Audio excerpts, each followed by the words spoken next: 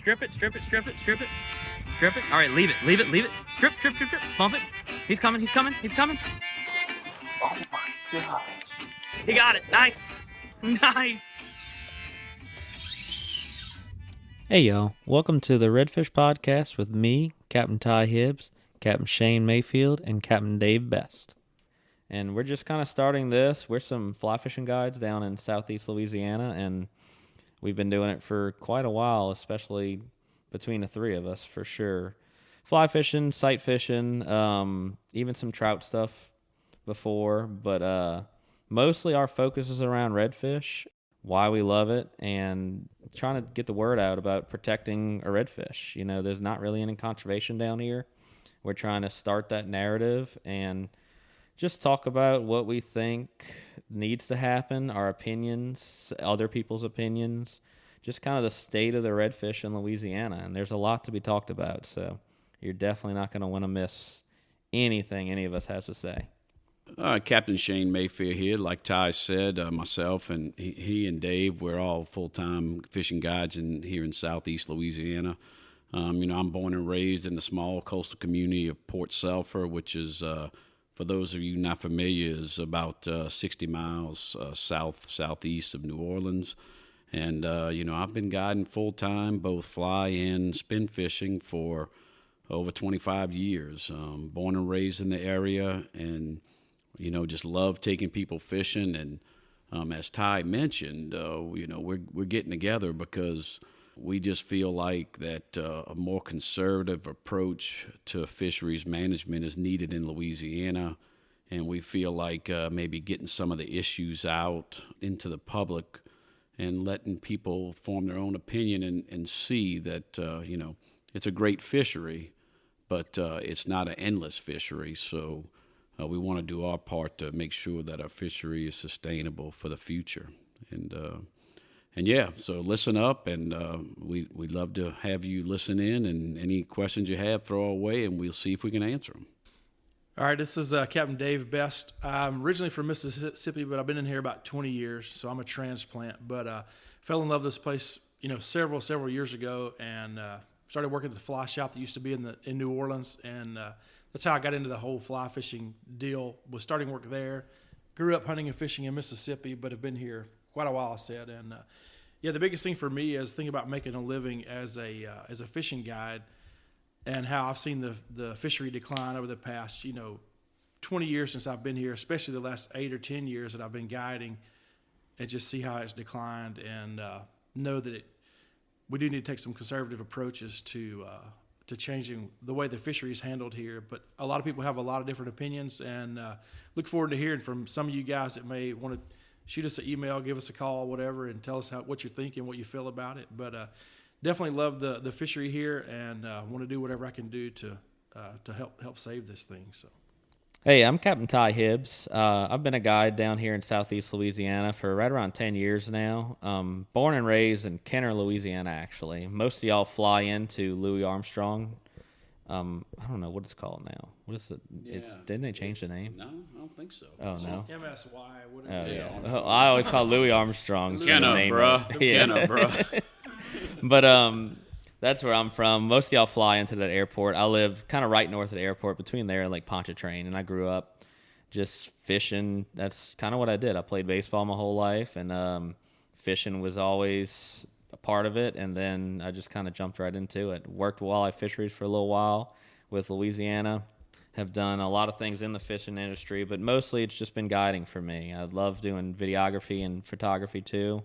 But it's fishing, mostly fly fishing, and everything's derived around redfish. I mean, grew up just doing, bass, perch, bluegill, all the things like that, as any typical person would do too. But also wanted to point out too, I grew up in this, and when it was a time where it was a bad fishing trip if you went out and you didn't catch 100 speckled trout and put them in an ice chest and bring it home, and 25 redfish. And honestly, when I was a kid fishing for speckled trout, redfish were hated. We didn't want to catch a redfish. It was all about filling the box. Redfish weren't very popular, and then, as sight fishing evolved, tournaments came around, fly fishing got popular, very popular, and I learned at a young age how cool sight fishing was, and that's why I really took to sight fishing redfish, and fly fishing and all came with that as well, and kind of just grew up in it like that. And over time, and fly fishing helps too, because it seems there's a lot more conservation on the fly fishing side of things.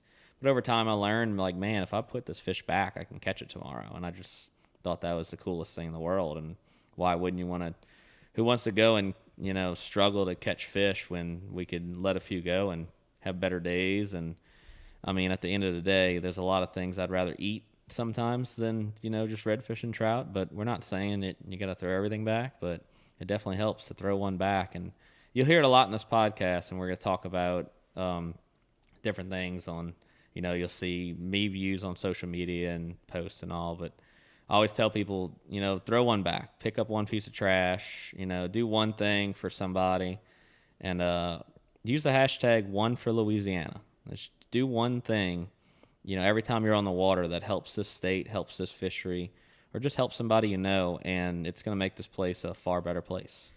So I just want to note real quick, this is kind of our first time doing this. Very limited research and podcasts. We're no experts on this at all. But we're just starting out with this. This first one, I'm trying to have a more organized approach with this, like we talked about. This one might be a little all over the place. We're kind of just introducing ourselves, talking about when, where, why, and how. But like we said, this was derived from our passion for redfish, and it's going to be focused around that. And we're just going to kind of give you some insight, the first one or first couple, and then try to make it super entertaining. We'll have some laughs, and you'll get to hear some pretty awesome stories. And hopefully we'll educate you, because that's the key for this, is education for the people that are on the fence, the people that don't know. And there's just a lot to learn about this fishery, and a lot to learn about, we can go on and on about Louisiana politics and what needs to happen, but at the end of the day, it comes down to a fish, and it shouldn't be that hard to keep this fishery as good as it is, but that's what we're here to do. All right, y'all, this little section here is where you're going to get some of our fishing reports of kind of what we've been doing on trips, fishing in general, a little bit of weather, and things like that. We're going to call this one... Y'all catching? We had Mardi Gras just passed. We're in the beginning of March right now. And we wanted to do this a little bit. We thought about this kind of a while back about doing this podcast, but it never really worked out yet. This time of year is kind of, I wouldn't say slow. Yeah. It's just tough with weather. We get a lot of cancellations, a lot of wind. But we get those slick, calm, sunny days still. And, you have a slick, calm, sunny day. It doesn't really matter what time of the year it is. We usually always have some good days. But this time we get some weather, like I said. It's kind of tough. But Dave and Shane have been on the water the past couple of days. How's it been? Well, from my end, it was, we've been, like you said, March is transitional, right? It always is. You don't know if you're going to get it, later in the month, early in the month. So, we've just been fighting the winds. You might have one day where it's beautiful, and then you got a day where it's blowing a gale, and that's what I've been seeing.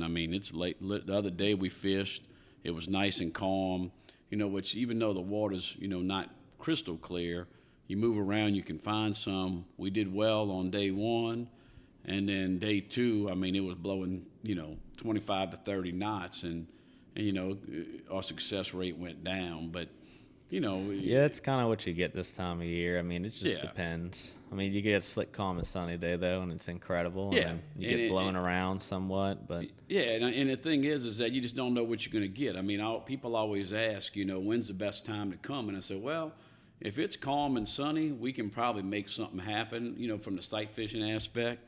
But, hey, if it's cloudy and windy, that's going to be another story. So it's kind of been a roller coaster. There's no doubt about it. I always tell people, they always ask me, I'm like, when's the best time to come? I'm like, what days do you like? What days do you want to travel? And that's the thing. I've got guys that, they come certain times of the year because whatever they do for a living, it allows them to come then.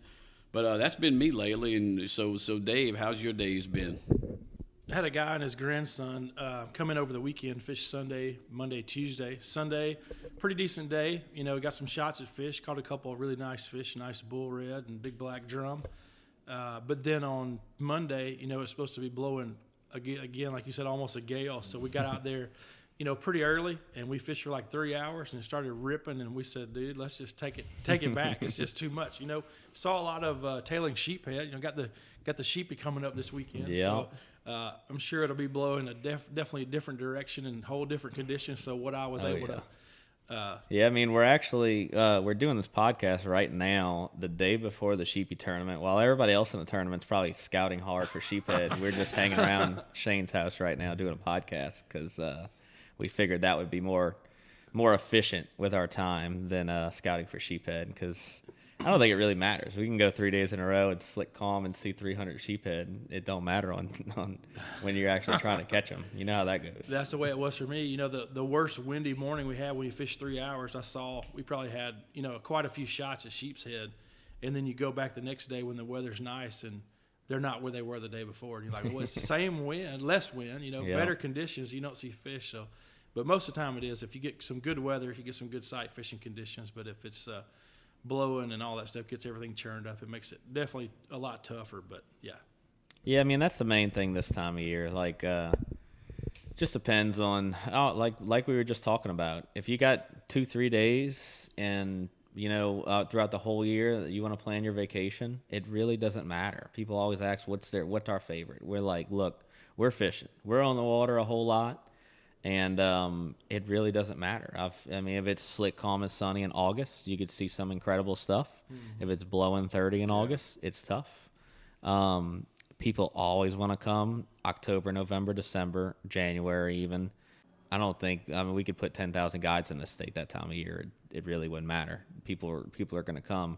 But honestly, there's stretches I'll have 3 days in a row that are just tough in December with weather or something. And then I'll have 3 of my best days of the year in June. You just, you never know. It's all weather dependent.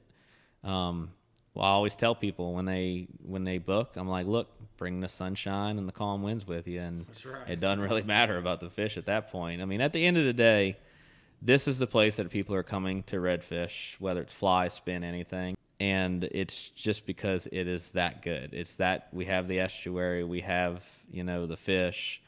And you'll hear us talk a lot about conservation, and, we try not to harp on the way things used to be because we just still love it and still want to go out there and have fun. But it's not to say that it could be better. There's no question about it. You'll hear us talk about ways we think it could be better and why just leave something as it is, just to say, oh, it's still better than most places. Well, I've fished redfish just about, from Florida to Texas and even a little bit on the East Coast. And you have days you see some cool stuff, but I think there's far more days here that we see a lot cooler stuff. And there's a reason that people come here, Yeah, and that's kind of because my experience, I've never redfished anywhere else. So all I've ever known is redfish in Louisiana. And now I've taken customers from everywhere along the Gulf Coast you can think about. So, I understand how special our red fishing is in Louisiana. And, hey, it's the geography, right? You look at Louisiana and the Mississippi River dumps out into the Gulf of Mexico, where that little peninsula that shoots out down into, out into the Gulf. Well, kind of that's where we do most of our guiding. East and west of that are in that vicinity. So, we've got the nutrient-rich waters of the Mississippi spilling out into the Gulf of Mexico, and because of it, it is the redfish capital of the world. So my experience growing up as a boy here, I didn't know anything else. But, and you'll hear us, and especially me, I'm probably the older guy here and been doing it longer and, just seen it decline, and you'll hear me griping every now and then throughout this podcast. And what I always got to remember is I still have customers from everywhere along the Gulf Coast that have homes along the Gulf Coast that fish redfish along the Gulf Coast. And as bad as it may seem to me at some point, just because I watched the changes, it's still the best place to redfish in the whole country. So you might have to listen to me whine and then talk about how great it is in the next breath, but that's just because I've seen the changes and I'm passionate about it, and we all 3 of us are, and we want to, we want to see this, be like this in the future. It'll never be like it was when I was growing up, but I feel like with some changes in management and changes in attitude that, we can see the fishery bounce back a bit. And, that's the big part. I want to be a part of this podcast with Dave and Ty and see if we can't change attitudes and see some results. Yeah, I mean, there's no doubt about it. I mean, so just for reference here, Shane has been guiding probably longer than I've been alive, for sure. Thanks, Ty. Thanks, making me feel old. But he's been guiding combined total longer than me and Dave have both been guiding, and he's done it all from bay boat stuff with trout and redfish and fly fishing and everything, and I mean, he's been doing it for a while, but it's and you'll hear us bring up a few things about that. But one thing to note on what I just said, though, is like, what I think is the most incredible stuff I ever saw is very different from when Shane was, 20 years old, seeing it in the Marsh. And I'll bring up a lot this thing called a shifting baseline theory. And that's pretty much just like what Shane considers the best it ever was and bad is not totally different, but different from what I consider the baseline of very good, and even different from what Dave has seen, in his time. And Dave's been in this longer than me, just from the fly shop and all too. So, I mean, I'm just a younger guy around here, and that's kind of the difference in it, is what we're seeing. Is some people are like, oh, the red fishing was so good this past October, which it was. We had a low river. It was a great, month, probably better than it was the year before. But if that was their first year or second year guiding or just red fishing in general, that's their high, that's their whole, no, there's nothing wrong with this place, Whereas like 10 years ago when I was fishing, I was like, man, this is incredible, like I'd have a slow day, and I was like, man, we only caught, 12 or so, and Shane's like, oh, we did that in the dead of night back when, whatever. Yeah. But that's just something to note that people don't think about a lot, that shifting baseline theory. And it's not to say that you're better for what you saw, or, I mean, obviously experience always helps. It's just to let people know that, like, what your knowledge of good and bad can be different from somebody else. And that's where people need to realize when we're talking about these limit changes and all, and, things that help the fishery, stuff like that.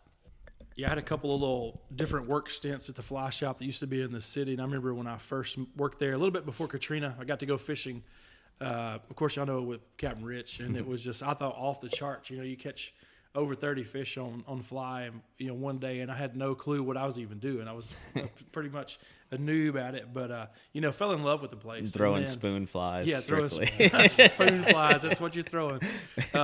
But I fell in love with the place. Of course, like I said, I grew up hunting and fishing in Mississippi, so I was always outdoors. But seeing that, and then just see the decline of it over the past several years. So I've, like I said, a couple different stints at the fly shop, and then when I was managing the fly shop in like the 2011-12 that range, I was doing a little more fishing and learned the water a lot better. Luckily had access to a couple of skiffs that I could use that were connected with the shop, and very fortunate for that, because if it weren't for the fly shop there, I wouldn't be doing what I'm doing now. So I was back, down here going to school, and made a transition in my life, probably 14, 15, whenever it was, 2014, 15, moved back to guide full time, and definitely it gets tougher every year, but still there's nothing. I tell people all the time, I've had a lot of jobs in my life, but there's nothing I want to do any more than this. And, see it decline. You just want to do whatever you can to make a difference and help this thing hopefully pop back. It'll take a while, but it's definitely doable if we'll just change some stuff. Oh, there's no doubt about it. And one other thing I wanted to note, though, too, like people, I hear a lot of people, too, and they're like, oh, it'll never be good again. And it'll never, depending on what age they are, what they've seen, too. But, like, remember that 2017 fall? How good that fall was? I mean, that was one of the better ones since I've been guiding. Right. And that was, just a couple years ago. It wasn't that long ago. We had a lot of fish. You just look at the numbers we had, wildlife fisheries had. We had a lot of fish around. I remember Shane catching like 90 fish on a fly or something one day. I mean, I don't know if that's ever been done before. Well, and that's what's so strange is that, you know, you'll get times like this fall, for instance, right? Or rivers, and look, you know, the river levels for us. If you're not familiar with the geography, you know, we had a broad, vast area to fish. Some of the areas are influenced by the river, and when I say influenced by the river, like when the river's high, it's cold, you know, river water that gets pushed out into our marshes, and so obviously you got chocolate milk, you know, dirty river water, you know, in the areas you're trying to fish. Well, it's going to change your sight fishing. But so this year the river was down. Well, years past we've had high river systems and high rivers throughout, you know, much of the year. So the fishing, it was whatever. But then all of a sudden the river goes down and the fish come from who knows where to get into the river system. Yet the fishing on the edges of that, it's just a dynamic, you know, estuary. And so sometimes I wonder where they come from. You know what I'm saying? No. Like, where did they come from? All of a sudden, we're griping, we're not seeing fish. And then all of a sudden, you get a slick, calm day, and you're looking out there. I was just about to say, and it's like, slick, calm, and sunny. Well, what's the deal? I mean, but that's That's like me and Eddie always talk about. Like, you know, you heard Eddie say it all the time. Like especially Delacroix. Delacroix is one place, especially in the spring, man. You could get your butt kicked, and the wind could be blowing, the water could be dirty for 4 or 5 days, a week or so. And then we get with that slick, calm, sunny day, and Eddie always says, "Oh, they came out the ground. They just come out the ground." Well, it's just like it makes you wonder. True. You know, it's like, like is it just that? I mean, look, and let's face it. I mean, pressure plays a big role in this fishery, especially the sight fishing. You know, because you're trying to see them and throw at them, right? Yeah. And you ain't just picking a point, you know, and throwing in 2-3 feet of water where you can't see. So, you know, is it just the fact that there's just so much more pressure that these fish have kind of, you know, changed their attitudes a little bit? So, you know, whereas they're pulling off the banks, maybe, you know, they're not. Yeah, there's definitely some of that. Something's I feel up, like. right? I mean, because overall, there's definitely not the number of fish we had. I mean, the science tells us that too, that we've seen, and we've seen it. I mean, there's days like, a good example, like the bait guys, you know, dead shrimp under a popping cork guys. You'll hear me call them bait guys, bay boat guys, popping cork guys. It's that crew. I know a lot of them, and I'm in Delacroix a lot in the summer, so I just see it. But like last June, July, and August especially, they weren't catching anything. Like they were not. I know guys that weren't even going fishing because they weren't in. And I had a few days that were actually very good. I mean, I was up in some very shallow water. We had a lot of west wind, we get random, you know, the 2-3 weeks in late July usually, in August, where we get the random west winds and the water gets crazy low. It was actually very good, but in the few areas I was in was where the majority of the fish were. Right. That's what I think the biggest difference I've seen in my career of doing this is 10 years ago. You just went anywhere and you found fish if it was perfect conditions or any conditions. It could be cloudy, blowing, and high water, and you'd stumble across something somewhere. You didn't have to run 80 miles. But I mean, I'll have days where you run a lot of just dead water. That just tells me we don't have the numbers we did, you know. And you might come across a school of 150 of them in the summertime somewhere, but that's very good. Where you are, and you'll smoke them, but it's very localized. You might, I mean, you don't run across that school. You might only catch one fish and see 5 in a day. You know, that's what I think I've seen the biggest differences. I don't know if that's the same as everywhere else, but it definitely seems to be the case in Southeast Louisiana. Yeah, I know. For me, I just kind of compare it back a few years because, like I said, I haven't been here that long, but I remember when I first started doing a little more fishing by myself out of the shop skiffs. And you get out there, and I thought, well, I want to skiff. I got to fly fish, so I try to be poling with my left hand, and I have a fly rod laying up on the poling platform, and somehow trying to keep your line from getting tangled. And like I said, it didn't really matter where you went. You'd find some fish. You catch 6 or 7 by yourself fishing from the poling platform. Yeah, I mean, you could just run a mile from any marina, and you found something, especially the summertime when we get the grass and that snot grass grows. I mean, you find clean water. I used to always say, just look for the bottom. Right. You see the bottom, you're going to find a redfish. Right, yeah. And, I mean, you'll go some areas now where you see the bottom pole around for an hour and not see one. but you might stumble across a school, and that's I think one of the big differences. Well, yeah, that because look, we all let's face it, social media, right, is part of our daily routine. Fishing guides look at that stuff, and you see people talking about, oh man, like right now, I mean, we won't delve into it very much, but they've done a stock assessment, and they say the redfish, are heading toward overfishing, even though they're not yet. Well, so now, they're starting to do surveys because they got to do something about it. Well, just the other day or yesterday, I see a post talking about, the survey we talked about that they're doing. Well, then you got guys on there, y'all, there's plenty of redfish. They got more redfish than ever before. Y'all just don't know what you're doing, and you just don't know how to catch them and all this. And I'm like, I'm here to tell you, I've been doing this most of my adult life. Anybody who tries to tell me that there's more redfish in the marshes in Louisiana now than there was back when I was growing up is they're mistaken. So don't buy into it. I mean, yeah, it may be in certain areas, right? That's the thing. It can be very local. Yeah, I mean, if you're just one guy, and let's say you're in, a back pond off of Lake Meshant in Houma, and nobody else has touched it for 6 months. Yeah. And you go every weekend for 2 months and smoke them. You're gonna think it's awesome. Well, yeah, and let's face it, it might be 80 fish back there. Geography changes, right? I mean, places that never used to have the fishing because of the changes in our habitat, the coastal erosion opens up. Places that never used to be good are good now. Yeah, for sure. And places that were real good have changed because of loss of habitat and increased pressure and all. But, hey, I feel like we need to do a better balancing of that. In other words, hey,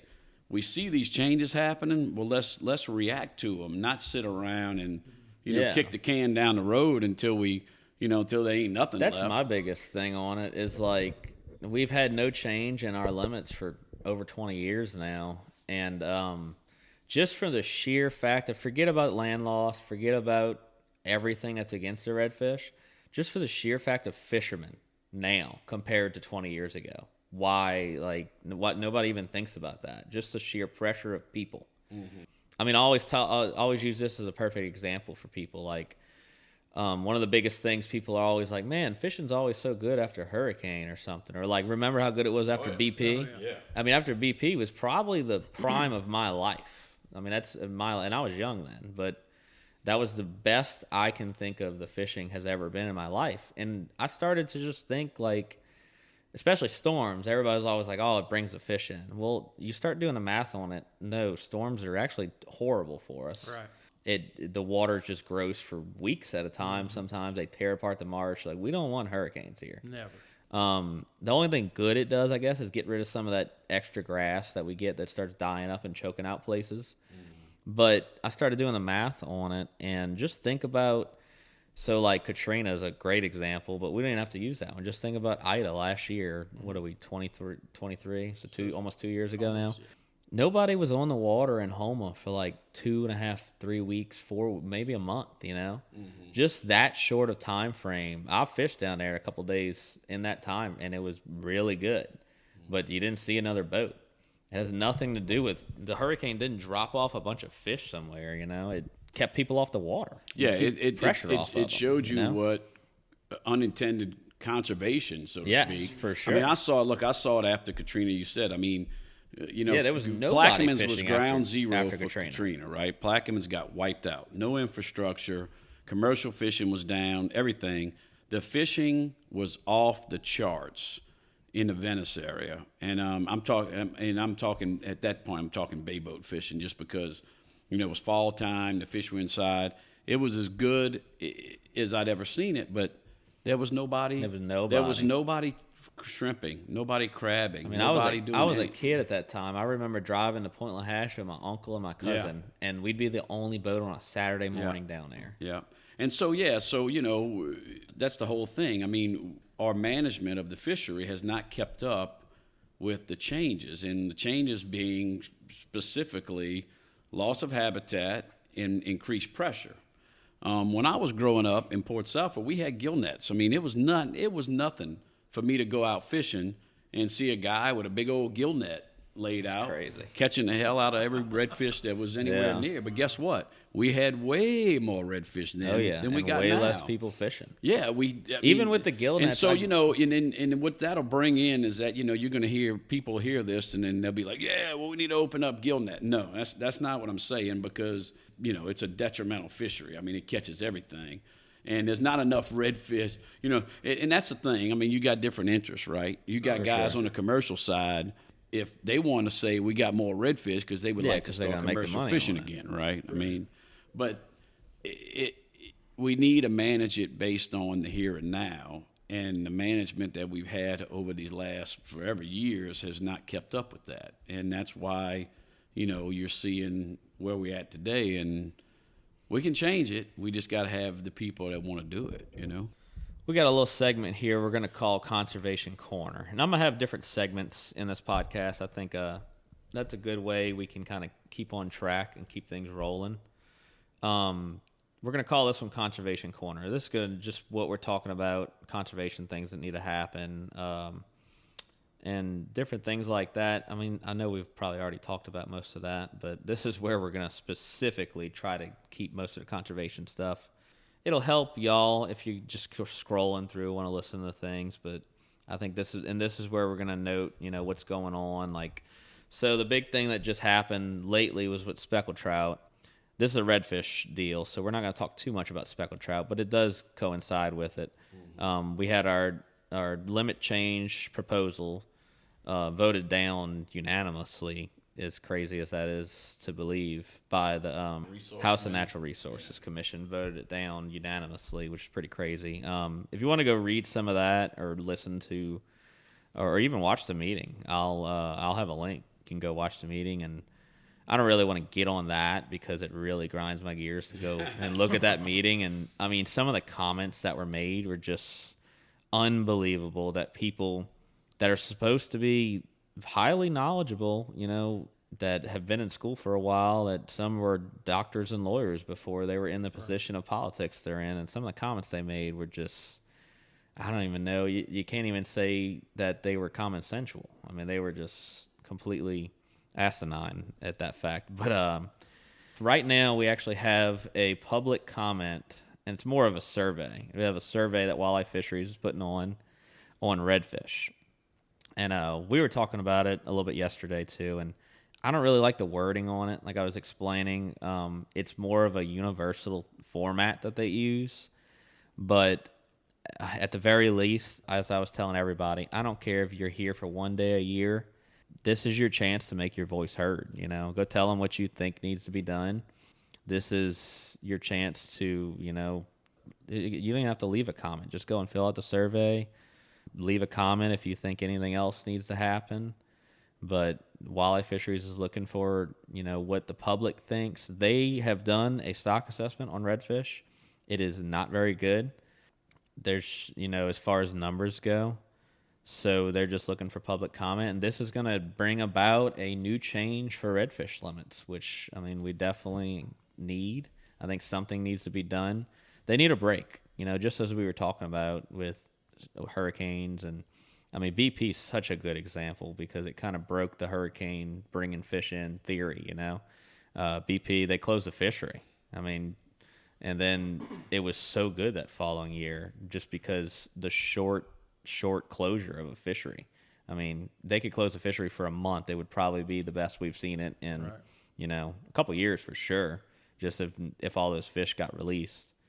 But I was just thinking back to I spent the summer in New Mexico that summer of 2010, the BP oil spill, and when I came back, literally went fishing for the first time. There were huge shrimp just like jumping in the boat, holes in the ponds. And I was shrimp have never gotten a chance to grow that I've big never seen before. one that big. And they were everywhere. Everything. I mean, crabs were closed, shrimp was closed. I don't know that anything was open. Yeah, it was the fishing was really amazing. But anyway, but kind of back to the conservation thing. I went in to fill out the survey. And it's even when you look at that, you get a little frustrated because you're like, no, like there's not all the right options that you want to be in there to add, what you want, but you can add your comments. But at least like Ty said, man, fill that thing out, go in there and make your voice heard. Even though we had the whole trout deal where you have biologists telling them what they need to do, but then for some reason they just said we're not going to do that. But anyway, make sure you fill out that survey and get your voice heard. Well, just to give the people some ideas. So I'm looking at the website, Louisiana Department of Wildlife Fisheries, right here, and it says stock assessment summary. So I'll give you a brief rundown. So it says red drum stock is not overfished, depleted, but overfishing depletion is occurring.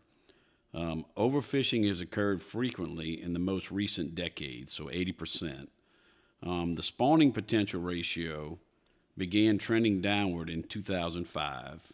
Recent recreational landings, this has got me. The recent recreational landings are at the lowest level observed since the 1980s. Red drum has been a recreational-only fishery since 1998. So going back to the rec landings since 1980, when did they ban gill nets? That was early 90s, Yeah, correct? I think early 90s, yeah. So gill nets were in full force throughout most of that time. And when was the Paul Perdone? When was that was mid-80s, right? Or late 80s, So that kind of So that's kind of why, but I'm just trying to make a note for people, like, it's the worst it's been since freaking gill nets were a thing. Like, it says right here, red drum has been a recreational-only fishery since 1988. Okay, so, yeah. No commercial harvest. And it says the current, and Ty can go more into this because, I understand this, but Ty's got more of a, background in dealing with this stuff. So the current recruitment estimate is at the lowest level ever observed and has been declining since 1994. To put it in layman's terms, we're not letting enough fish get big enough to get into the spawning size, so therefore our fish population, red drum population, is hurting. Look, the big redfish don't live forever, so all of a sudden you got a problem with those guys. Say something happens, some kind of disease, whatever. You got no big ones to make little ones. You got no little ones to take their place. Then you're really in trouble, and that's kind of where we're going now. Yeah, I think that's kind of the thing, too, and we probably had, people are like, we just had a bad spawn for a year or two. I'm like, that's probably part of it. We had a high river, and remember 2018 and 19 were terrible. The river got to almost 20 feet at Carrollton, which is like the city of New Orleans is worried about being flooded at that point, which probably wouldn't be that bad of a thing. Give it a little cleaning. But just talking about, like, may have had a bad spawn or two, but coincide that with COVID look at the freaking boats that were on the water during COVID and all. And then trout fishing, people don't realize too, not only does it not help the fish spawn when the river's very high because it gets them out of those passes that they could spawn in, but when the river's high, our trout fishing is not as good. Yeah. So what happens when our trout fishing is not as good?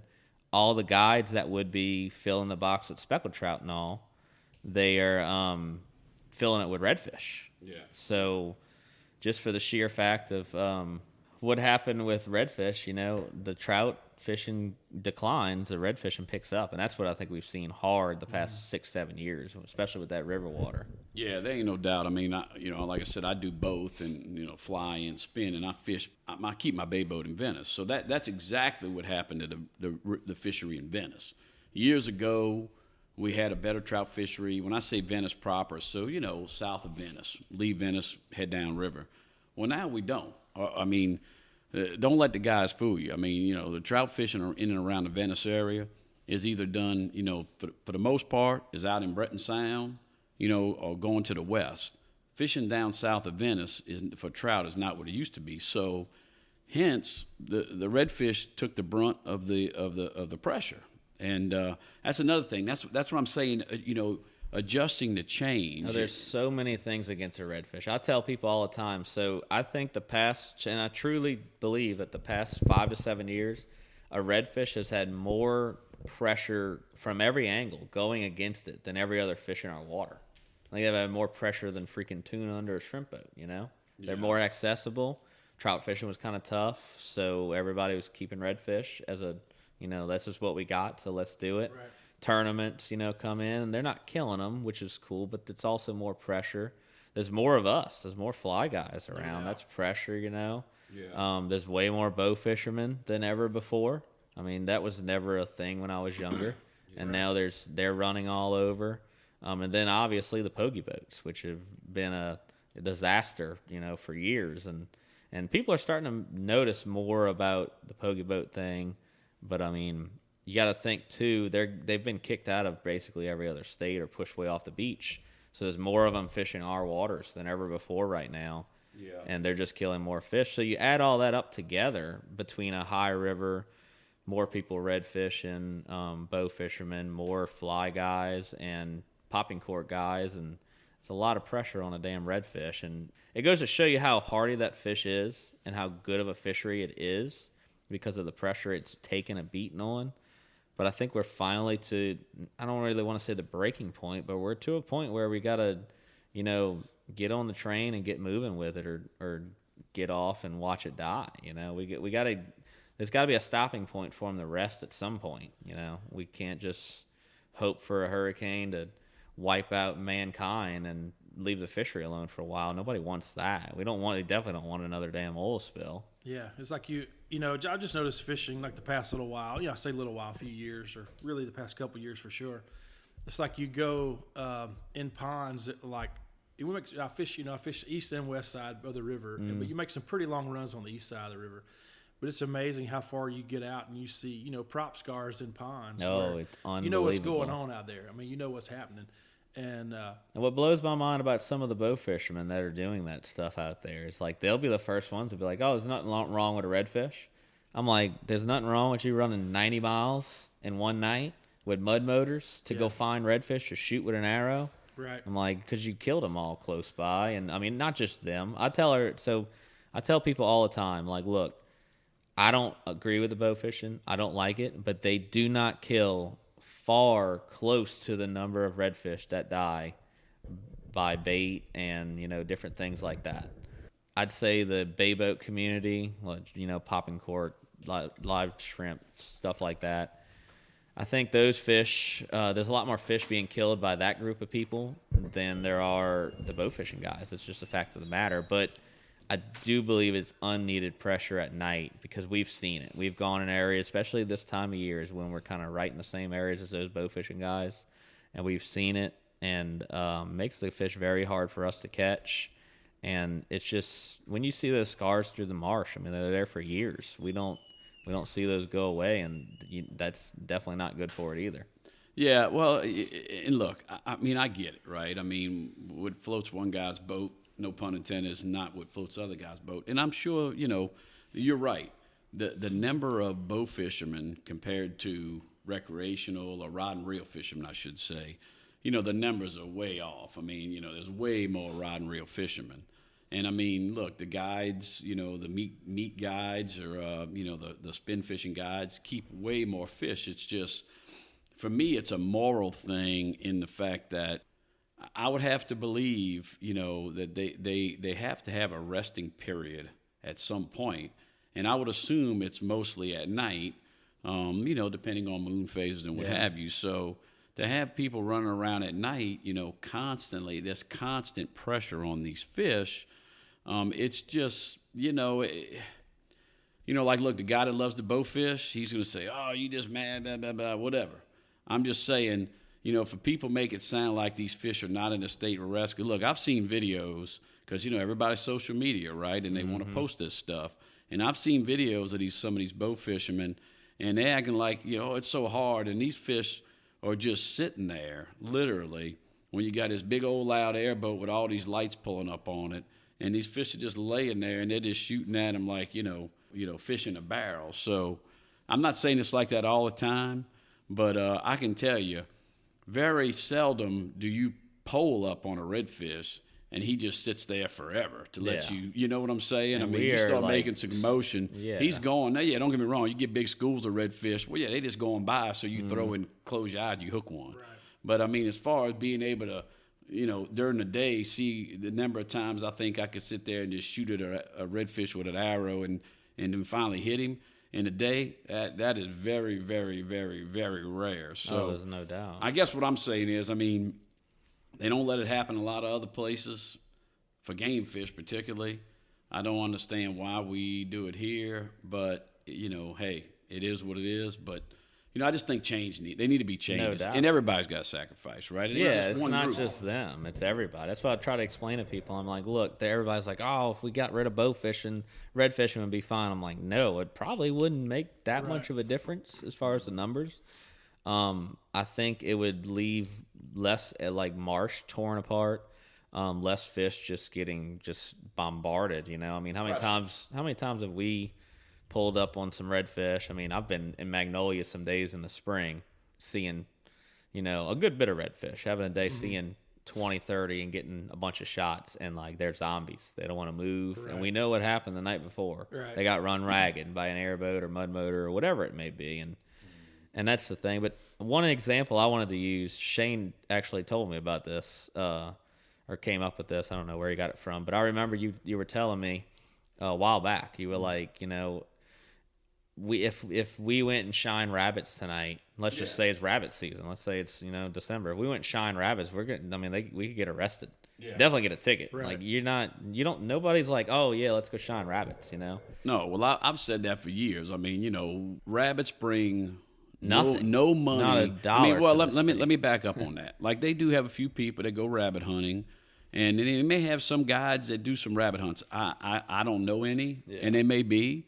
But as far as, you know, comparing the monetary value of a rabbit to the monetary value of a redfish, particularly when you're talking catch and release, there's no comparison. Oh, absolutely. So I've used that argument for years. I'm like, look, I can't go out and legally shoot a rabbit with a light, but you're allowing people to go out at night with lights, not just one, lights, making all kind of racket, shooting at a game fish that brings lots and lots of money to the coastal economy. I think it ain't for me. You know what I'm saying? I think you could say right now, in this day and age, that a redfish brings more money to the state of Louisiana than probably 95% of every other species of animal in the state. Yeah. I mean, nobody comes here to deer hunt. Right. Nobody comes here to turkey hunt. Duck hunting is up there, I'd say. A lot of people come here to duck hunt, but I still think redfish is one of the highest drivers of money to the state that there is. You know, right now, in the past 5 to 7 years. Yeah, you have a lot of people who I think have the mentality that they feel like if they can't bring clients down and fill coolers up, people are going to quit coming. But guess what? If you don't do something about the number of redfish here, people are going to quit coming. Yeah, then you don't have a job. Or then you don't catch the fish and people don't want to come. How many people that we fish, and I know, Shane, you do some spin fishing and stuff too, but how many people we fish that fish like every day, day in and day out, and they never keep a single redfish, and they keep coming back. And I tell people, and I had this conversation with guys that bait fish and older guys that have been doing it forever, and that's just, you know, they think posting a dock shot of 25, 30 fish, whatever, you know, is what people want to see, and that's definitely not the case. Yeah, I mean, you can't tell me. I mean, we don't keep really any fish at all. It's very rare, but that's the thing. I'm not opposed to keeping a fish. That's what I'm saying. Whatever, you know, whatever. I mean, I think if people want to come, you know, most of those guys it's a group of them. They're coming for 3 days or so. I mean, do they have to go and kill 20 redfish each day? I don't think it's necessary. I think they had more fun catching the fish than they did posting the dock shots on Instagram. You know. Well, you know, I can only speak for myself personally. Years ago, I did most all catch and keep. And I'm talking back when I started. You know, I started guiding full-time in 96. And I got it before that on the side. But, you know, we just didn't have a lot of the catch and release. I mean, we didn't know it. I mean, it wasn't even a thing. It wasn't even a thing. When I was a kid, it wasn't a thing. Yeah, even the fly fishing. But, you know, as time progressed and I saw the changes, you know, I kind of personally changed my client base for a couple reasons. One, you know, I got to where, you know, I'd get guys on my boat and we'd go out and catch, say I had 3 guys. And back then, you know, I think we even kept the guides limit, in which that's another topic for another day we'll get into. So if I had 3 guys catching trout, you know, they want to keep 100 trout. Mm-hmm. And we might catch 80 trout or 90 trout or whatever. This was way back. Yeah. And then they'd be like, "Oh man, it would have been." We get in and it'd be like, "Oh man, it would have been a great day if we'd have caught that 100." And I'm like, "Wait now." So when that just started getting to me, and I was like, "You know what? That ain't who I want." You know, I'm tired of this. And also, I kind of had a moral awakening and said, you know, I know my fishery is in decline. I'm seeing it decline. And the only thing I can do, I can make a change personally. Yeah. So the way I can personally do that is now if I got guys that all they care about is how many fish they can jam in the ice chest to call it a successful trip, I started saying that ain't the guy I want. No, and I'm not at your all. guide.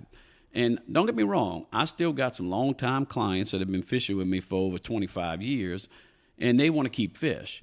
But I have none of them that are like, and then I've got very few of those left. And these are guys that have been fishing with me 25 years because I changed the kind of clientele I want to take. Yeah. But even those guys, they're not like, oh, Cap, we got to catch the limit. Yeah. But so many people have that in their head, and it's like, I don't, look, I can say I've changed it. I've changed my client base, and I can argue there probably ain't nobody fishes any more than I do.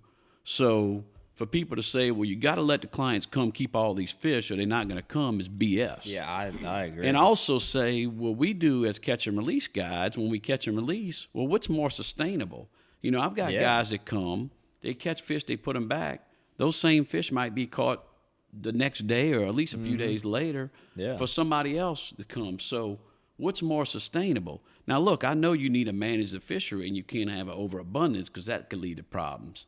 But to me, it's like, wait, we need to pump the brakes and start realizing that, hey, you don't need to keep everything to call it a successful trip. And if you keep on that mentality, you're going to end up in a bad place, and that's where we're headed today. Yeah, I mean, there's just so many other examples. Like, think about the people that you've fished, and I've seen it too, like the places in Florida, Texas. Shoot, the trout fishery in Texas was like gone. There was none. Right. Look at it now. They catch gigantic trout, and it's well managed.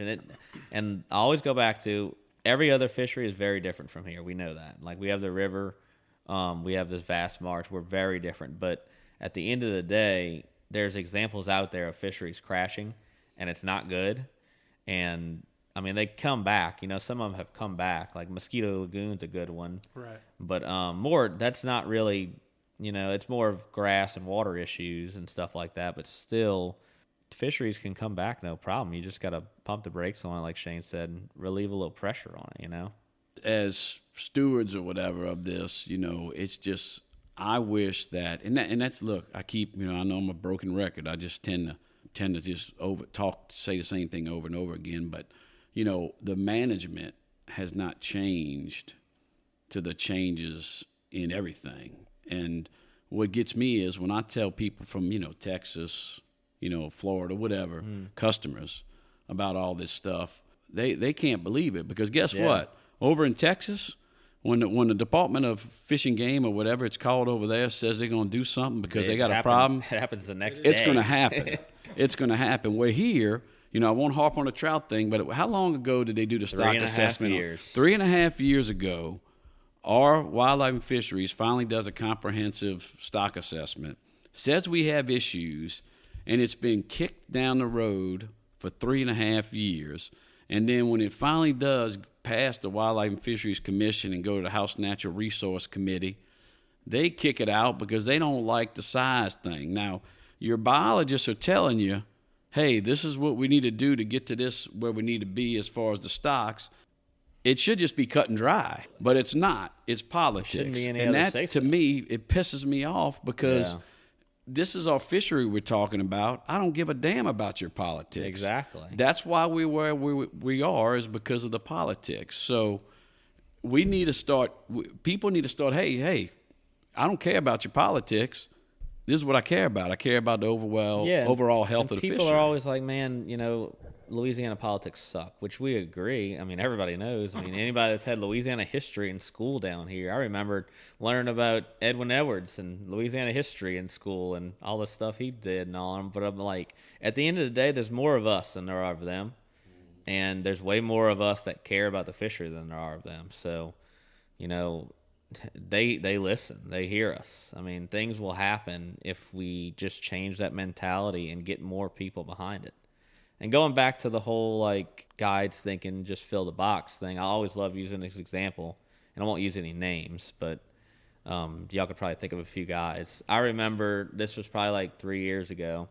I was at Sweetwater, and I love using this example because I tell anybody with any kind of common sense, and they crack up laughing. But I launch at Sweetwater a lot in Delacroix Sweetwater Marina. This guy, bay boat guy, was fishing, and I was launching early. It's like June. It's hot. I'm launching at like 6:30. He's already gone, and he comes back. I was coming back early a couple days. It was one of them real hot spells, coming back probably like 12, 1 o'clock each day, and I had one of them older guys, so he wouldn't last long anyway. But that guy was back, cleaning his boat, washing it off, and heading up to the house by the time I was getting back to the dock 3 days in a row. And he was like, oh, yeah, man, we crushed him. We caught 20. He had 4 guys plus him. He didn't keep his guides limit, so I'll give him that. But they had 20 redfish, he said, in about an hour and a half or so every day. And I was like, oh, well, that's cool. And we were catching fish on the fly, too. It was a good couple weeks, good weather. I remember that 4th day, I'm pulling up. It's like 1:30, 2 o'clock, putting my boat on the trailer, and he's just pulling to the dock. And he comes up to me. He's like, man, I was like, man, what happened? You here late? He's like, man, it sucked today. It was terrible. He's like, I don't know what happened. I was like, what'd you do? He's like, I went to the same point in Grand Point Bay that I caught them fish on Monday through Wednesday, and this day was Thursday. He's like, I don't know where they went today, man. Where they went. I'm like, dude, you caught freaking 60 redfish. That's what he killed. There's no telling what else he just caught, period. He probably caught double that. But you killed 60 redfish in 3 days. And on one point. I just thought he was fishing an area. He straight up told me he was on one point in Grand Point Bay down there off the Twins. And he said he killed 60 redfish, and then had the nerve to look at me and say, I don't know where they went, man. Like they just left. They weren't there today. Like there's a damn printer down there printing them out.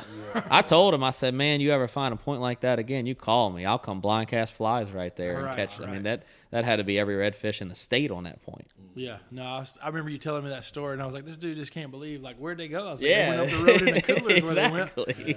But they're in somebody's freezer. They're probably still in somebody's freezer right now to this day. That, I was thinking about, I can't tell you how many people that I've fly fished who have said, I said, you fished here before? They said, yeah, I've been here like 6-7 times. I said, but I always wanted to fly fish, but it was always like a group company trip or whatever. And we would, fish 3 or 4 days and head up the road with all these fish, and we'd get back to the office or wherever. They said they wound up in the company freezer, and then 3 years later they throw them out and nobody ever eats them. That's terrible. I mean, how much money could those redfish have made the state, All right, y'all. In this segment, we're going to call What They Biting On.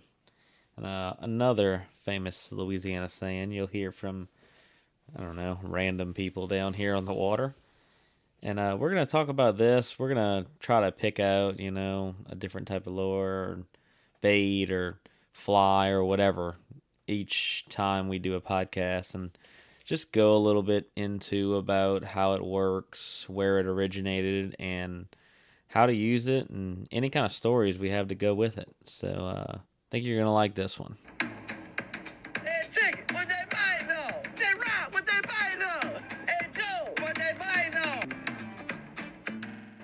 I think one fly that we could talk about, or one lure or bait, whatever you want to call it, fly, we could talk about that kind of changed things up for redfish and still as a producer today is the old spoon fly, as controversial it may be to some fly fishing purists. We use it a lot. We use it this time of year, especially. We fish a lot of grass, very weedless. So I'll let Dave go first with this one with the old spoon fly. He's always been pretty close to Rich, and Rich has had some health issues the past couple years. It's unfortunate, but I guarantee you Rich will go out there and pull that boat harder and longer than all of us will right now to this very day, even with his health problems. Dark to dark, man. Yep. But no, that's when I got introduced to this place. Of course, I moved in here to go to school, like I said, go back to school, and started working at the fly shop. And, of course, Alec talked Rich into taking me fishing. Of course, I still don't have any money, but I definitely didn't have any money then. But I think I paid Rich some, money for gas or whatever. But, yeah, man. Of course, that was several years ago. Of course, when you fish a Rich, there's a good chance you're going to fish with a spoon fly or one of his other flies. But we'll stick it to the spoon fly. But I know for me, I was just blown away at this place when I fished with that spoon fly the first time I ever did. Like I said, caught over 30 fish on fly. And I'm not a numbers person. I was just blown away, because it's my first time doing it. But, man, those things definitely work. There's got a weed guard on them, so they work great. And anytime you have grass, if you fish somewhere where you're looking for separation of, if you get a high tide where you have that separation from the top of the water to the grass, or just grass in general. It works through there very well. But yeah, there's a lot of people who don't want to fish with them. They say, "Oh, thing's not a fly," whatever. But I guess they just don't want to catch fish. So. but no, they do work, man, because sometimes they'll just come out of their skin for those things. Oh yeah, it's definitely something that works. I mean, the only reason that I don't go to it sometimes is because they come like a knuckleball by your ear. And man, if you got somebody that really ain't hauling hard on the front end, that thing hurts when that epoxy hits you in the back. Because Rich surely coats it with a few coats of epoxy. Yeah, well, and it's early. Well, it's March right now, and I mean, hey, we I'd use it a lot this time of year. I mean, I always tell people, because y'all know how it is. Sometimes the fish this time of year when it starts warming up, they don't know what to do, right? They act funny. Yeah. And I always tell people, we'll have a standard, fly on, whatever. And then, if they're not acting right, I'll say, let's get out that old Rich spoon fly because, I find more often than not, if they're not biting, one thing they will bite is that spoon fly. It pushes water. When it's got a good vibration. It's got vibration. It pushes water and it flashes. And I mean, hey, for the old spin fishermen, I mean, heck, people have been catching fish on spoons for as long as you can remember. Right. So it's definitely, I will have those in my box at all time. There's going to be some spoon flies in there because if nothing else works, a lot of times that will. So that's definitely. I always tell people, I'm like, look, we're going to try this. If we don't get one, if they're acting a little spooky, which they'll do that sometimes in the spring. We get a lot of fronts, a lot of random things. It'll go from 80 degrees to 40 the next day and back to 80. Wind will blow 4 different directions in 4 or 5 days sometimes. So they get kind of weird sometimes. But I always tell people, I'm like, man, if we're throwing at 10 fish already and none of them want to look at our fly, I'm like, look, we're going to put the spoon fly on. Yep. If they don't eat this, we're going home because they're not going to eat anything we can throw. But I just think about all the crap that people throw on flies all over the world, And then those same people are probably the ones that'll look down on a spoon fly. I'm like, well, this thing catches fish, and I like catching fish. So. Yeah, being friends with Rich, I've talked to him that he sent, because he sends me spoons, and if you don't know what I'm talking about, I know where to get them. Let us know. We'll get you in touch with Rich or a shop that's carrying them. And but yeah, I mean, he's told me about catching tarpon on those things. When he went on a trip, caught a tarpon on one. And but yeah, send them all over the place to people, catch bass, just all kind of fish. I mean, everything will eat them. One thing I love about Rich's flies, there's other people that make spoon flies, but I don't even consider them because Rich is like the spoon fly guy, and that fly is awesome. It's not just Rich; it's an awesome fly. It's heavier, it gets down, it moves more. But when you look at one of those things, they're a damn piece of freaking artwork. The ones what he does with the little fleur-de-lis and all, I always told Rich, I'm like, just sell these for $50 a pop in the quarter, Rich. Like, you make way more money. And he'd always laugh. He's like, oh, they're not worth that much, But no, it's definitely got to be a labor of love. And like I said, he's, he kind of backed off there while he was going through all his treatments and that kind of stuff. But he's definitely back at it now. But I've gone to his house. He's like, Dave, be at my house at 0600 and drink like 5 cups of coffee. And he's cranking those things out. And he's like, I mean, it's a labor of love because he's like, the way he makes those things. But my youngest son is kind of taking an interest into tying flies a little bit more. So I need to make sure I get him over there to Rich's house. But I don't know if he'll try to make a fly tire or a marine out of him. You get one of each. Yeah, you probably get both of them. Yeah. Just make sure he's wearing a respirator. It'll probably save him a little bit. I don't know. Rich has probably smelled more epoxy than everybody. Yeah, true. But one thing I used to love, and you told me this before about Rich, he always used to say about his flies being so heavy. When he always he'd say, tell you, Dave, he said, the first guy down wins. I used to love that. Everybody was always like, man, these flies are cool and all, but like I got one of my local clients that used a lot of his flies in the past, and he's like, man, I like Rich's flies, but they're so damn heavy. They're such a pain to throw. And when you hear that, I'm like, he'd always say, first one down wins. I'm like, that's why they're so heavy. And he's not wrong. I mean, you got to get it down there. There's a lot of times of the year, especially the fall, I feel like the most with the big fish. When you want that fly to get down the second it hits the water. Mm-hmm. And they're a pain to throw, and they'll splash, but it doesn't really matter half the time. But when you got one of, whether it's a spoon fly or the Terminator crab that, people, I mean, you look at this thing, and I'll agree, it looks, it's like, what the hell is it? But it works. You can probably catch 1,000 fish on it before it gets torn apart. But I remember that first time I went fishing with Rich, I hit him with a spoon fly. Of course, I didn't. I mean, like I said, that was literally my first time ever on a skiff. That was probably like 2000. It was right before Katrina, I think it was. Damn. But anyway, that was the first time I ever stepped foot on a skiff. And so I was casting. And I didn't know that you weren't supposed to cast like at 12 o'clock or 1 o'clock if you're right-handed because you're going to smoke your guide. And so I make a cast, and Rich goes, "Oh!" And I said, "What happened, Rich?" He said, "Oh, you got me, Dave." He said, "I just want to let you know, I'm not into all that ass spanking stuff." Oh, but old Rich, man, he's the trip, dude. Yeah, that's awesome. All right, y'all. Here's a little lanyap for you, and this will be kind of where I throw in little conversations that didn't really fit anything else in this podcast, or even just things, I left the recorder on, and we started talking about something, and got something I thought needed to be included in there. So, if you don't know what lanyap means, got a little clip that may help with that, and if not, that's what Google's for. Down in real Cajun country, the word lanyap means a little something extra. It's a way of doing business, and it's a way of showing friendship. That's my biggest pet peeve is freaking that argument right there. Like, y'all just don't know what the hell y'all doing, man. I'm I'm like, like, I know nope. I'll have some tough days, but I'm like, no, none of us do. All the people you combined all the people that I talk to on a daily basis, like our little group of friends that fish, and if we're all struggling, I don't care who you are. Right. Everybody else is too. they just may not admit it. There ain't no way in the hell. Like I always tell people, I'm like, if Shane and Eddie are struggling, everybody else in the state is struggling. No doubt. Especially Eddie when it's like comes to slot fish, like spin fishing for tournaments. Yes, indeed. I'm like, I always tell everybody, I'm like, Eddie's probably the best red fisherman I've ever seen, and Shane's probably the best all around guide in this whole place.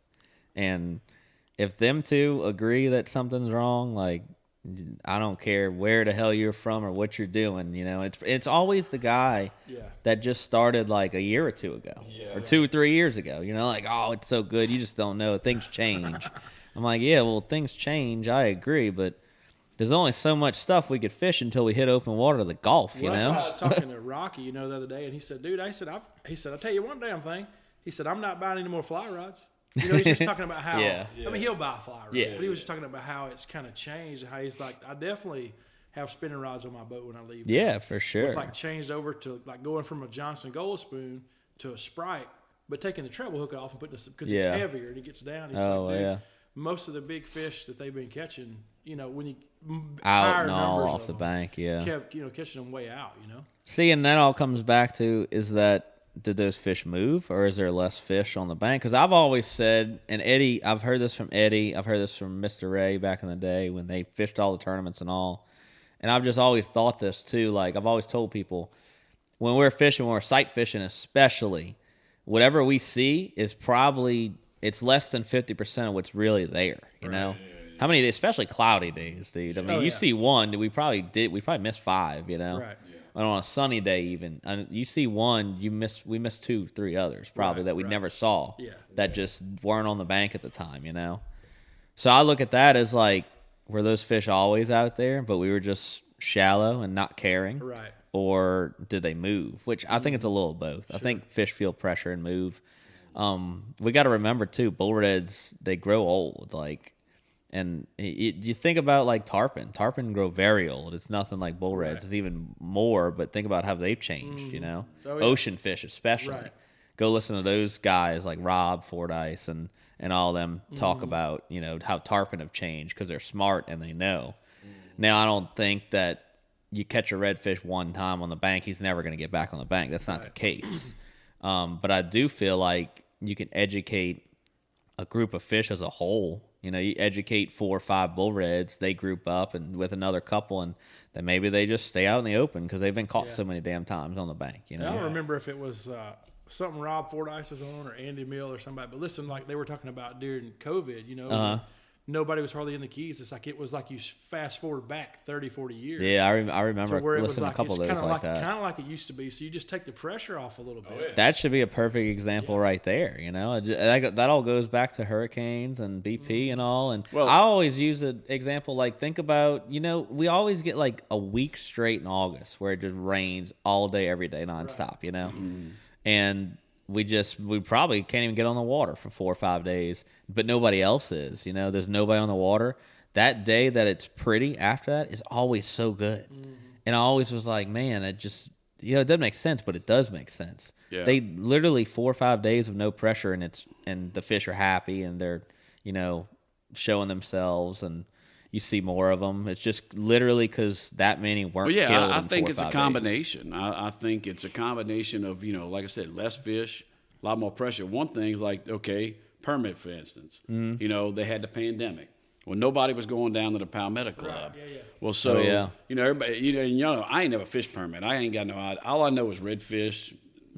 I know trout, but, redfish is my thing. Well, I hear all these people say how hard these permit are to catch, unless you're throwing a crab on a, live crab or something. But so David Leake with Tailwater says, man, the first group back down to the Palmetto Club after the pandemic absolutely just smashed them. Yeah. Numbers that any permit fisherman would tell you, ain't no way. Yeah. Well, yeah, it is, because you know why? Ain't nobody been catching them. Yeah. And it's the same thing. It's the same thing no matter where you go. Things like that just seem like so common sense, and it's just that sense isn't so common for some people that we deal with. And when I was years ago, it was nothing to see schools of 100 plus fish, 8 to 10 pounders, whatever. It all depended on the size of the fish that the school, anyway. And that was we see that a lot, like down in Venice, you know. And nowadays, number one, you don't see that anymore. No. You don't hardly ever see that. Even Delacroix. Look, I hadn't been fishing I hadn't fished across the river as long as like Eddie and Nash did and all. But when I started going across to Point LaHash, I don't know. It's been a long time now. It was nothing to see schools in those ponds, big schools. Right. Well, you go now, you got bay boats over there when the tide's dropping, throwing live shrimp. And let me tell you, it does not take a whole lot of bay boats to clean out a 100-fish school. No, absolutely. So you don't see, and that's the thing. People, and like I said, I'm a broken record kind of guy, but you haven't changed your management to meet the changes in.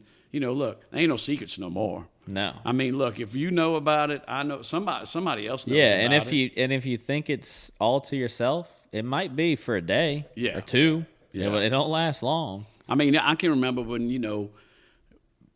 going back to spin fishing down in Venice, a lot of us, I still don't have a radar on my boat, but a lot of the guys do. Well, I'm going to tell you what was happening years back. These first guys to get radar, we'd be sitting back inside somewhere fishing. Well, what they would do is they didn't know some of these areas. Well, guess what? They're looking at that radar. Let's see a boat. And they're seeing, what's going on back there? So next thing you know, that's pretty clever. I never thought about that. So here they come. Some of these guys who are the best trout fishermen in Venice. They all of a sudden they showing up in spots, and it's like, we ain't never seen nobody. Well, what it was is they were seeing you on that radar, and they'd say, well, man, what's going on back in there? Damn. And next thing I you should know, have put a radar on my polling platform next thing 10 you know, years ago. they come riding around the corner, and it's like, well, bingo, he ain't back in here for his health. You know what I'm saying? Yeah.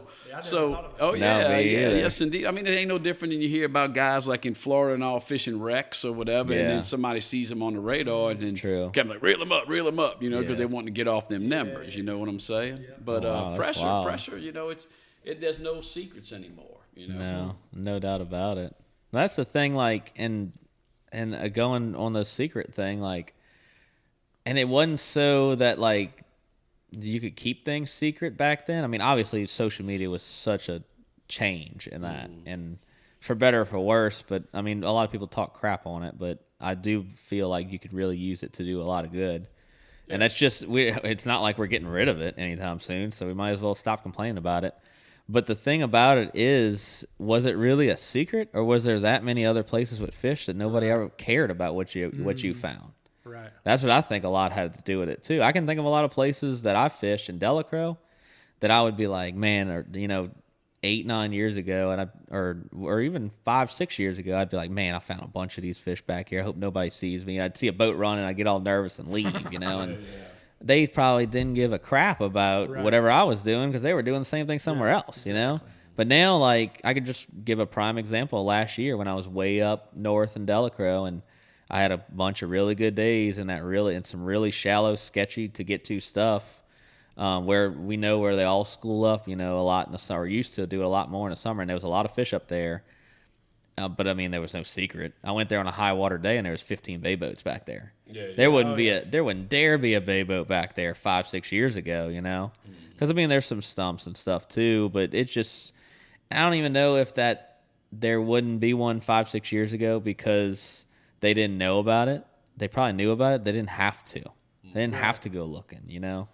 Like you found something, you kept it to yourself, like you thought it was a secret. It probably wasn't this magical spot. It's just there were 20 others just like it that nobody else had to find yours yet. Yeah, and then when you're talking about those, having tough days, because we all been there. You just keep grinding on that push pole, and dude, we got to find a fish. Got to find a fish.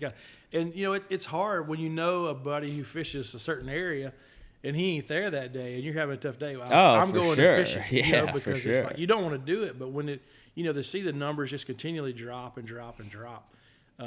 People paying us a lot of money to try to put them on fish, and it's not even about that. It's just like you want to do a good job for your clients and you want to work hard, but you having those tough days, it makes it hard not to like think back. Okay, where did so and so post on social media? Because like if you fish enough, you can kind of tell where people are, and I know people know that. And I post some, and then I don't post, and this and that. But it's like those. It's almost I've referred to it. I guess I've said before. It's almost like the necessary evil, but then some people say, no, it's not necessary, Dave. You don't need to post anything. You need to shut your account down and all that stuff. Whenever I hear that argument, I'm just completely against it. Right. I don't feel like we need to just not post anything ever and shut things down, because I think it's just a fact of the matter now. Mm-hmm. And now I don't agree with, we all see it. There's some people that, that's what they want. They want the fame.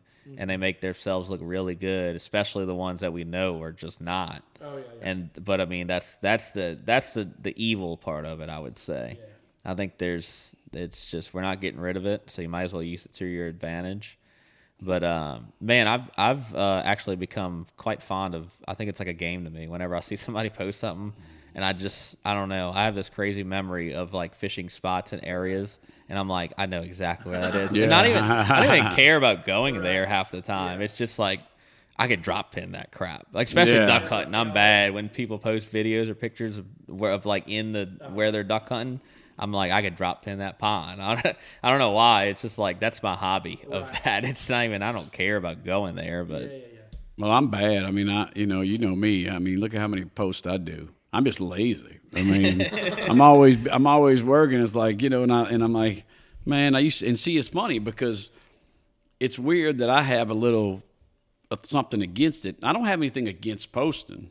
It's just me. I just like, I think a lot of it is because, like you said, I know guys that are putting up stuff that I know is BS. Oh, no doubt. You know what I'm saying? Think it's a lot of ego. And it is. And the same thing happened years ago. Like I used to get on, there used to be rodandreel.com was probably one of the first fisheries related website. It was based in Louisiana. Mike Lane. Mike Lane, yeah. And I mean he so he had, rodandreel.com, and then Louisiana Sportsman came out with a website. Well, man, back in the day, I was religious about it. Like, that's how when I was in high school, even like on Louisiana Sportsman, I was always posting about it. And, I'd come and in. I definitely I liked it, I mean, it was like a ego thing for me in the beginning too, which it all is. Everybody starts out, they want their name recognized, but now I'm like, I don't know. I just use it.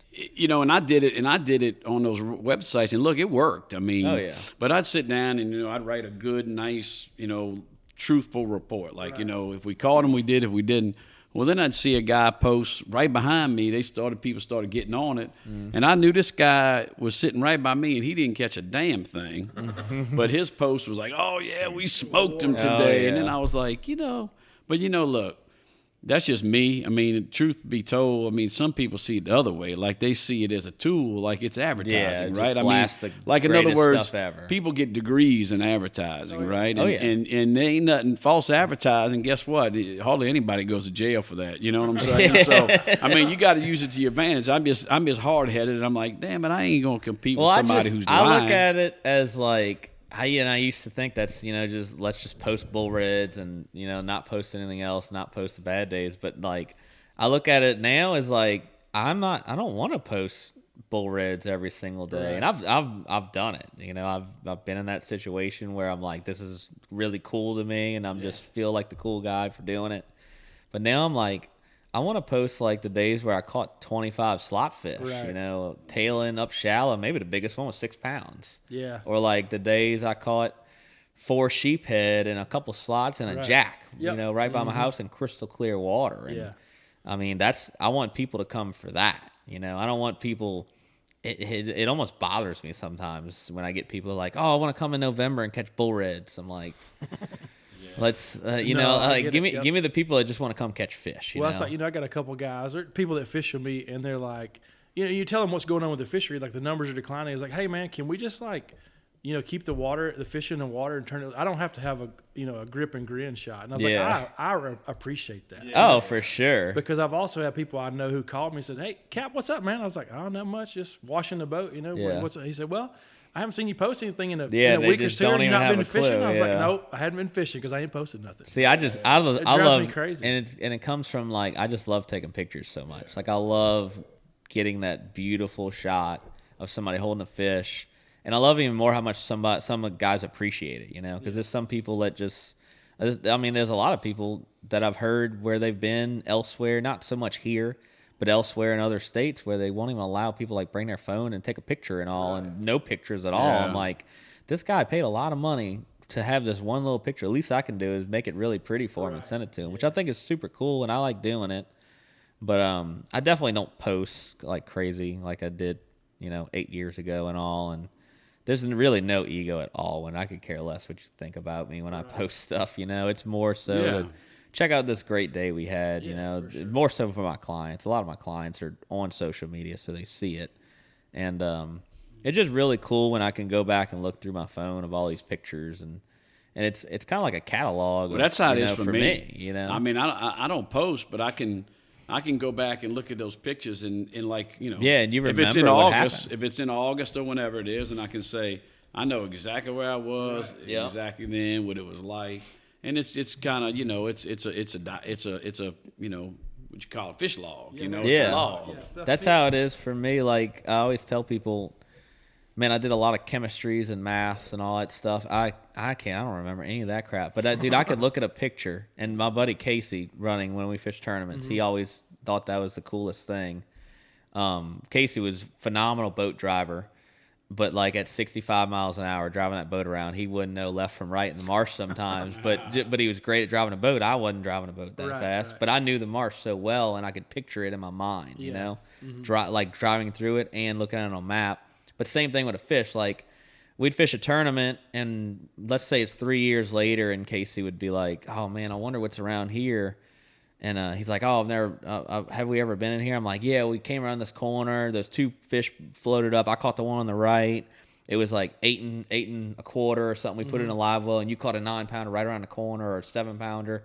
And he always thought that was so cool. I'm like, I don't know why.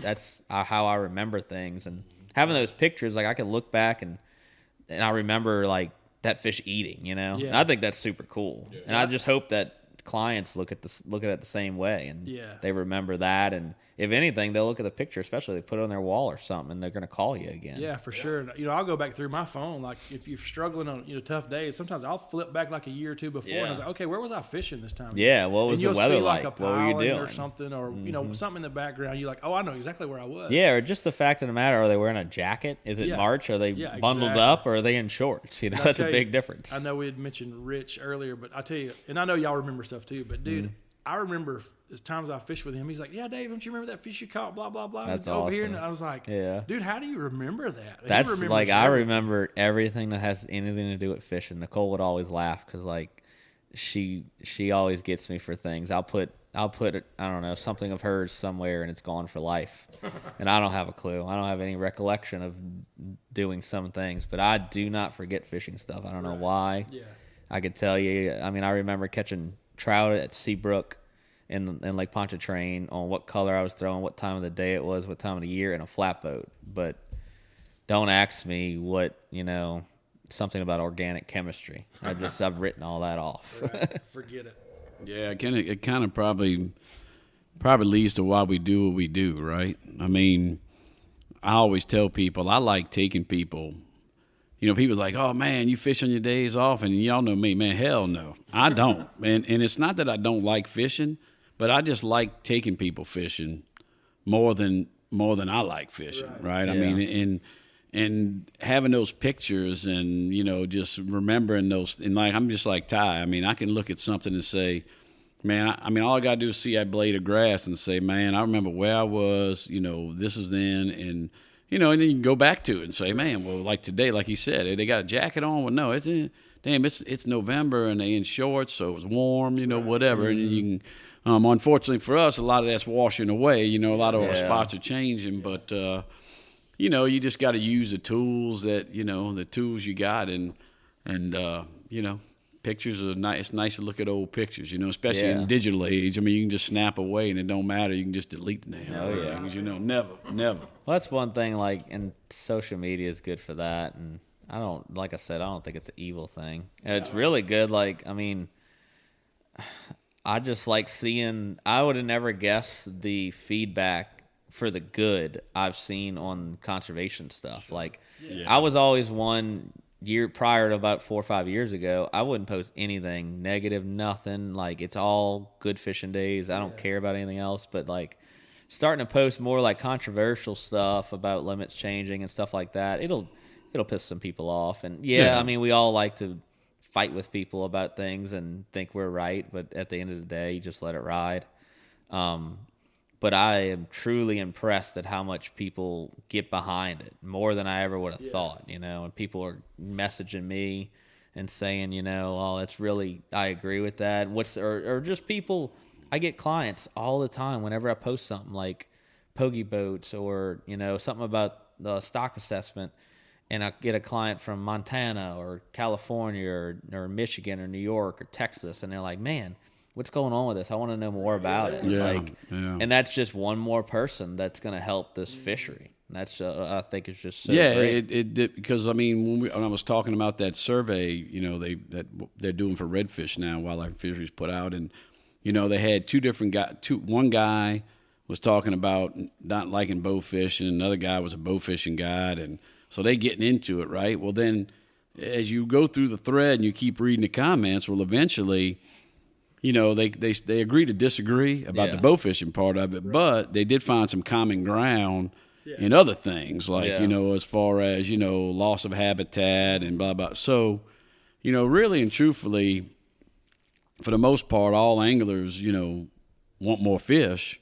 And social media is a great, social media is a tool to get more eyes on it, just like Ty said. I mean, you get somebody like me who's just lazy and doesn't do it like he should. And I mean, I do, but it may be, like I might send stuff to my customers, just text messages, or they'll send me stuff. And so, but, getting the word out about what we're trying to do and the direction our fishery's going and where we want it to go and where we know it can go with a little bit of change in management, that's what it's all about, and having fish for the future. And, because, man, we got it. We got the geography. We got the Latin lawn, and we got everything we need. We just got to be more smart about what we do with it. Yeah, I mean, anytime I get in I don't really like to argue with people all that often, but anytime anybody ever tells me something, I'm like, man, I really just want to make this guy feel dumb. Which I'm not to say make him feel dumb, just to be like, what's something good I could say where he can't really have a rebuttal? I'm like, look, at the end of the argument, when has it ever negatively impacted a fishery like we have here to throw a fish back in the water? I'm like, at the end of the day, putting one back is not ever going to hurt the fishery. So I don't care what science you're trying to preach or saying that, what wildlife fisheries is wrong or what you're saying. At the end of the day, even if you think the red fishing is the best it's ever been, why not put one back just because it's never going to hurt it by putting the fish back, Yeah. That fish can't, I mean, the only way that it can't ever possibly be caught again is if it goes home in an ice chest. So. Yeah. No, I think that was good what Shane said about, I didn't really share my background. I used to be a pastor, and so I've had some pretty controversial, conversations with people about different stuff, and probably maybe the way they think about why is he not at church anymore? Now he's just guiding on the water. I don't go to church that much, but anyway, he's preaching on the boat to his clients. Church on the water. I tell people I have church every day. But, yeah, but it is like trying to find some common ground with people. I was having a conversation with my wife about just some different stuff the other night about just where we are politically in our world and this and that, and just like trying to, even though you might necessarily believe certain things. Just like trying to, maybe see where that person's coming from and find some common ground, because it hasn't been so, we've been so divided, just divided. Everything's so divided. Fly fishing or spin fishing or bow fishing or whatever. Like hopefully it's at some point, we can be part of that. Is like trying to find some common ground with people who do different things, but we're still affecting the same fishery. Because I know even most everything we catch, we turn it loose. Yeah. But we're still having an impact on those fish. Like, absolutely. That's what I tell people. I'm like, we're all part of the problem. We're still pressure. We're throwing them back. We're still pressuring the fish. Some of them we throw back die. That's the fact of the matter. But at the end of the day, like if you're just doing nothing positive for the fishery, then you're just part of the problem. Whether there's a problem, you see it or not. We're all fishing for the same damn fish. So, we could go talk to a bow fisherman right now, and I guarantee you he's not going to argue against having more fish in the marsh. No. I talk to a bay boat guy. He's not going to argue. Pogie boats are kind of a side thing that's irrelevant to it. But well, sometimes it's just, it takes people, because I remember – years ago, several years ago, whenever, I saw the writing on the wall, right? I saw the changes in the fishery. So I started changing my approach to, like I said, the clientele I wanted, and, not doing as many catch and keep trips. And, I was kind of, blowing the whistle or raising the alarm and saying, and, of course you got people who, you just, same thing. Oh man, you just don't know how to catch them. You don't know. And you gotta adapt and all this stuff. And I'm like, look, and I think I posted like the definition of adapt. You adapt because there's a need to adapt. There's a change that's occurred. And our change was the fishery was declining. Yeah. Oh, you just don't know. Well, guess what? That same guy, and I ain't mentioning no names, great Mr. Trout in Venice. Now they seeing it different, right? Now they're seeing, oh man, well, what's going on? I can't. Well, I tried to tell you it was coming. And then they're waking up, and so sometimes it just takes people a little bit longer to come around and realize that you look at all the water we have in Louisiana, and if you hadn't been down here, we got a lot of it. It's everywhere, and people look out there and they think, man, there must just be millions of fish out here. Well, the truth is, that we got a lot of fish. But the fish aren't everywhere. No. And the reason being is just like people need certain things, or they're looking for certain things to, for everyday life. Yeah. Fish are the same way. They're going to go to certain areas because what they have is there, the food source, the water, the salinities, whatever it is, bait, whatever. So fish are not everywhere. And that's just, people need to understand that what's changed is we got more pressure. With more pressure, you got more guys that know where they're at. So guess what? That means they're going to take more of it. That's the same thing like Devin Demon that does the Louisiana Fishing blog. We would always preach this to his guys and all, and it's so true in the fact that like 90% of the fish are in 10% of the water. Yeah. And it's just use the same analogy for fishermen.